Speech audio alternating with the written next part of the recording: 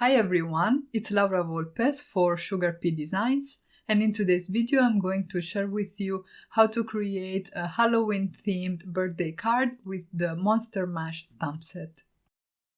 As a first step, I started working on the background.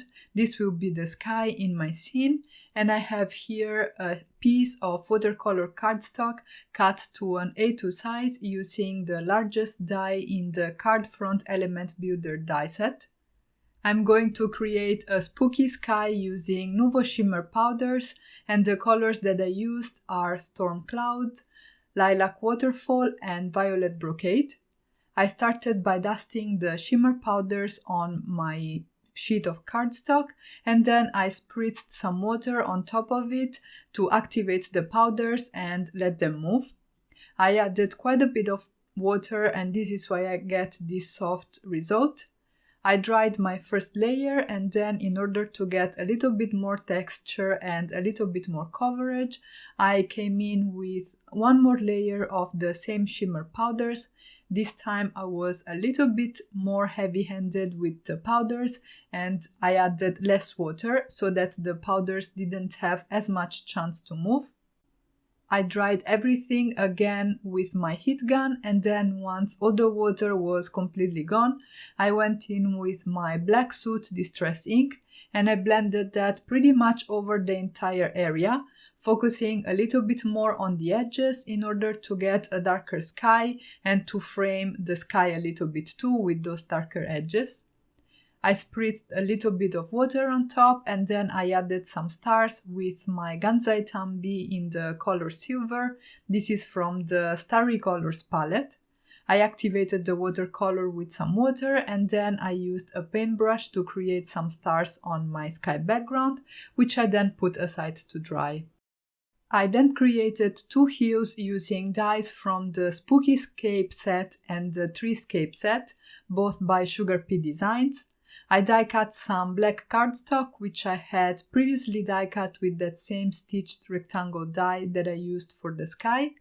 And then in order to add a little bit more dimension to these die cut hues, I used a white pigment ink and again one of my foam blenders to add a little bit of highlights at the top of the hues and over all these elements like the trees, the tombstones, and the spooky house. The result wasn't very smooth, and it's okay, but I wanted a bit of a more seamless blend between the white pigment ink and the stark black cardstock, so I came in once again with my Distress ink in Black Soot and I smoothed out that transition.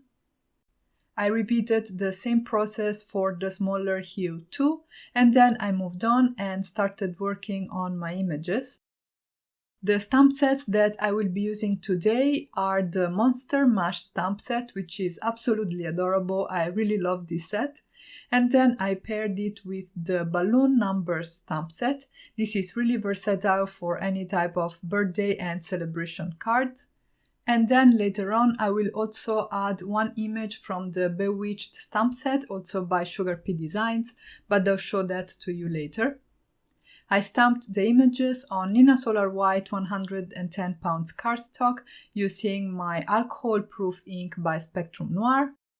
And I stamped this little balloon 6 times because I wanted to have enough balloons to play around with my scene and make it really nice and full and festive.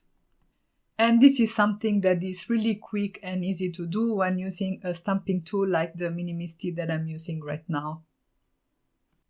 For my coloring today, I used my Illustrator markers by Spectrum Noir. These are alcohol-based markers, so you can blend them with each other like I'm showing right now.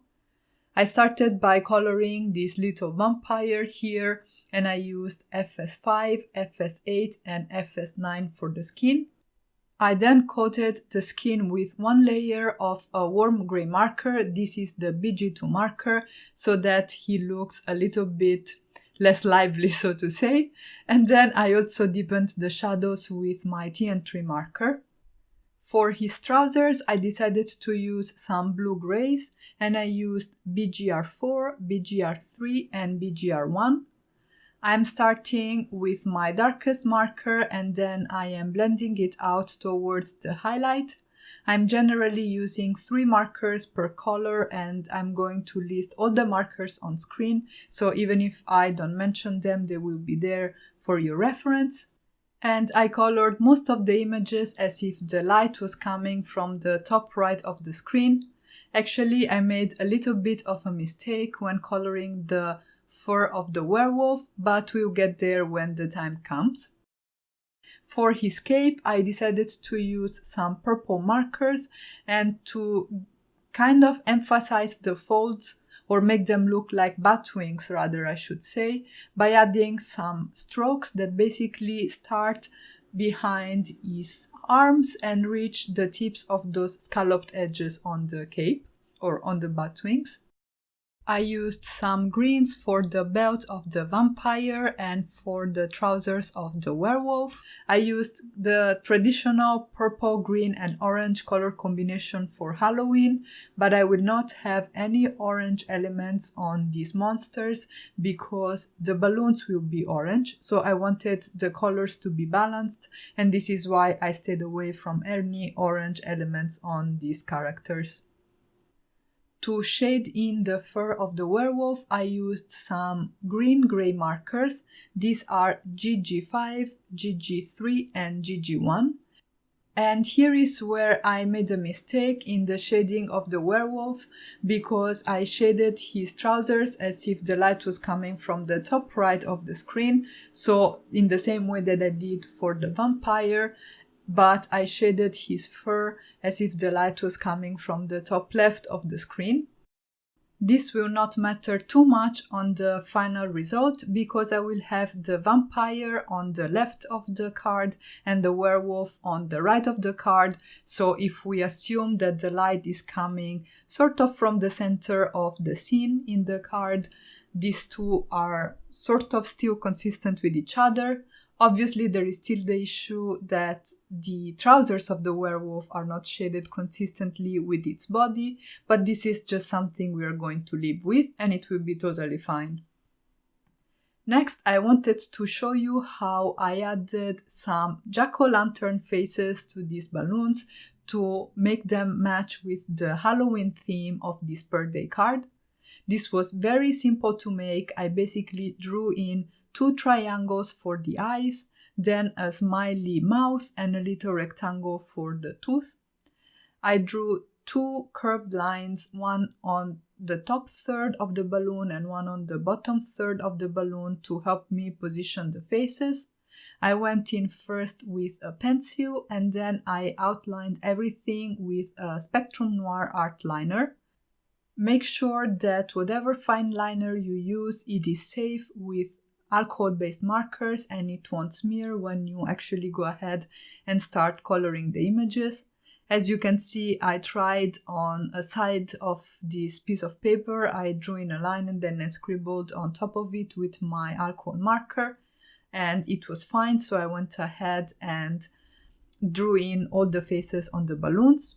I erased the pencil lines and then I went ahead and started coloring all the balloons with orange markers. I'm going to shade them too as if the light was coming from the top right of the screen, and I'm going to leave a small highlight to the right part of the balloons so that they look like they are shiny. The reason why you want to erase your pencil lines before going in with your alcohol markers is that if you don't, then you will not be able to erase the pencil lines because somehow the ink will trap the graphite, I guess, but you will actually not be able to remove them, so make sure to go ahead and do that beforehand. I colored this ghost again because in the original coloring I again put the shading on the wrong side, so I skipped that part in the video because it will not be useful for the purposes of this card, and I'm instead showing the right shading, which is consistent with a light source coming from the top right of the screen. I did want this ghost to look white, but I wanted to add some dimension by adding shadows, and for that I used some warm gray markers. As a last step, before die cutting everything with the coordinating dies, I added some shading to the mouths and the eyes of these jack-o'-lantern birthday balloons. And because I wanted these parts to look as if they were carved, I added my shading on the right side, so the darkest areas are on the right and the shading is opposite to what I have on the balloons, because this is how hollow things look like when they're hit by light. Off camera, I went ahead and die cut all the images in these two stamp sets, and then I decided to color in this little pumpkin with the candy from the SugarPea Designs Bewitched stamp set. I actually will end up using 3 of them, so if you are following along this tutorial, go ahead, stamp and color 3. For the sentiment, I did some heat embossing with white embossing powder over the hue that will be on the foreground. The sentiment reads, "Have a frightfully fun birthday," and I do love making Halloween cards, but where I live we don't really celebrate it and I don't have a lot of people to send Halloween cards to. But as I said, they are a lot of fun to create, so I thought I would actually use the sentiments in this stamp set and turn this into a birthday card that would be perfect for a boy or for somebody who was born in October or around Halloween itself. But if you preferred, there are a lot of Halloween themed sentiments in the Monster Mash stamp set, so you can switch that up and decide the theme of your card. At this point, I had everything ready and I could go ahead and start assembling the elements and building my scene. I first adhered the 2 hues to the sky background, and then I started gluing down all the stamped and colored images using my Nuvo Deluxe adhesive. I have these 2 balloons sort of hovering over the jack-o'-lantern with the candy because I will later on draw in some strings that look like the balloons are floating and are tied to the jack-o'-lantern itself. Before that, I added some white gel pen detail to all the images, kind of where I have the shadows so that the white gel pen would really stand out. I emphasized the highlights on the balloons too, and I also added some little strokes to this jack-o'-lantern and the candy. I used the same gel pen to draw in some strings under my balloons. These 2, as I said, will be tied to the pumpkin on the ground, and this 3rd one will be floating up in the air. And this is one of those cards where I couldn't stop. I was having so much fun, and the more I added elements, the more elements I wanted to add. So I went ahead and started drawing in some stars with my white gel pen. This, by the way, is a Sakura No. 8 Jelly Roll pen. I drew in some little dots, and then I have these little dots with crosses around them that look like shining stars in a way. I decided to add some more balloons, one there at the center and one towards the left. Now the central part of the card felt a little bit empty, so this is when I tucked a couple more of those pumpkins with the candy from the Bewitched stamp set behind the heels. And then, as a final step, I die cut some bats using the SpookyScape die and some black cardstock. I added some shading with the same white pigment ink that I used on the hues, and then some white highlight, this time with a No. 5 white Sakura Jelly Roll pen, and that finished off the card.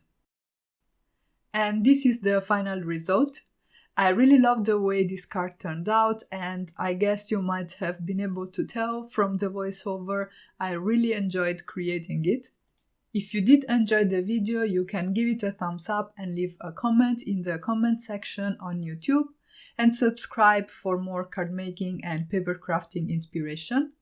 As always, thank you all so much for stopping by and have a great day.